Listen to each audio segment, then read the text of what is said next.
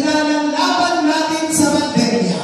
Ang isang taong tunay na nagbigay ng pagmamahal, malasakit at kalinga sa aking mga nanay at tatay. Ang batang galing sa hirap ng sumikap. Ang batang Maynila, Yorme Isko Moreno Torres.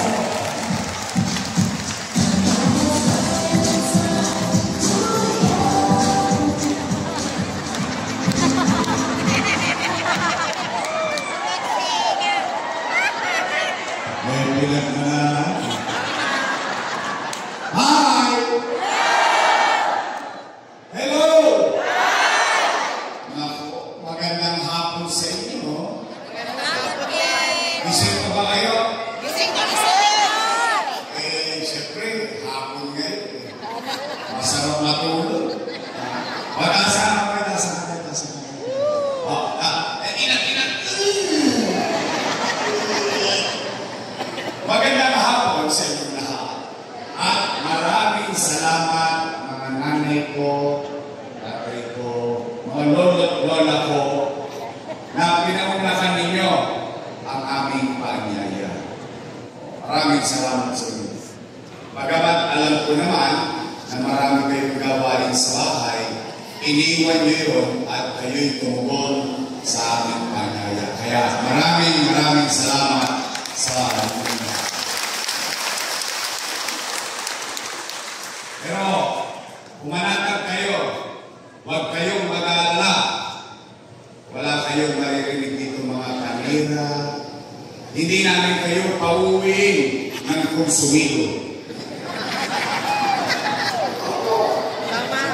Ang dami-dami ng konsumisyon sa buhay ng tao bayan. Pati ba naman yung away ng mga politiko o problemahin pa ng tao bayan? Tama ba? Alam naman ng taong bayan, kapag magkahalala, yung mga politiko, magkakaaway. Yung magkakapit-bahay, magkakaaway din. Pagkatapos ng eleksyon, yung mga politiko, pati-pati na, ilo ka na. Yung magkakapit-bahay, magkaaway pa rin. Magkaaway pa rin. Kaya, pumanatag kayo, wala kayong maririnig na mga panira dito. Dahil, mabigat po ang katubilin ko sa mga Yorme stories. Nasabi ko sa kanila, umayos kayo. Yung tao, binigyan na kayo ng panahon. Pinuntahan na kayo. Kung kayo itatakbo, at first time kayong tatakbo, sabihin niyo na lang kung ano ang gagawin niyo. Kung kayo naman ay re-electionista, sabihin niyo na lang kung ano ang ginawa ninyo sa loob ng 3 taon.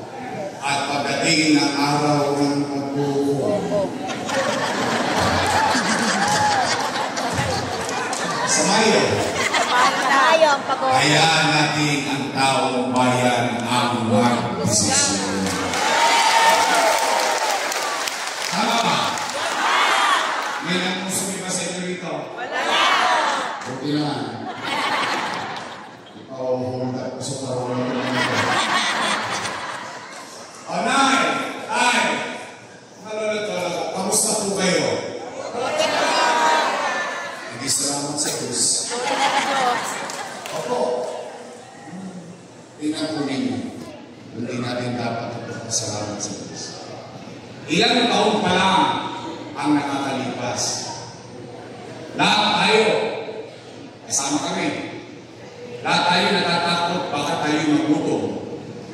Baka tayo mamatay sa infeksyon ng COVID-19. Lahat tayo nangangamba noong panahon ng pandemya. Kaya salamat sa Diyos, bakit? Kahit ano pa man ang hirap na dinaanan natin noong panahon ng pandemya. At kahit ano pa man ang kinakaharap natin pagsubok ngayon, salamat sa Diyos, buhay tayong lahat. Dahil ang buhay mahal,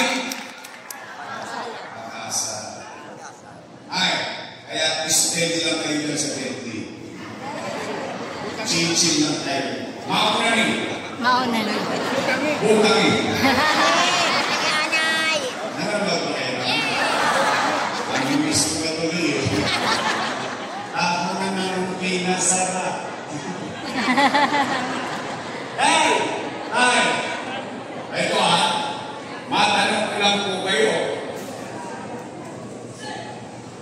Bakit ba kayo naghahanap ng ibang mayor kung meron namang mayor na nakaupo?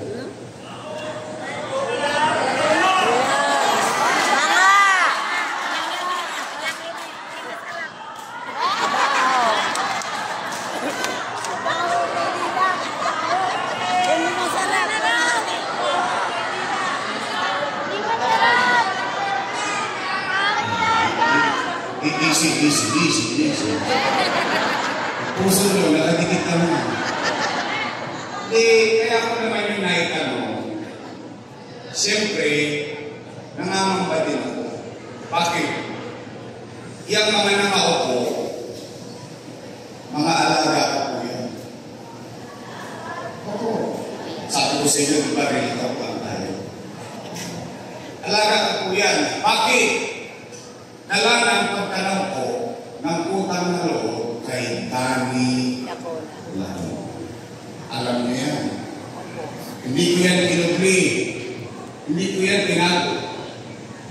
Tayo, hindi lang mga taga-tulo, tayo bilang Pilipino, isa sa tinatapos ng ilong natin o ipinagayawang natin na kaugalian sa buong mundo, tayo mga Pilipino ay marunong kumanaw na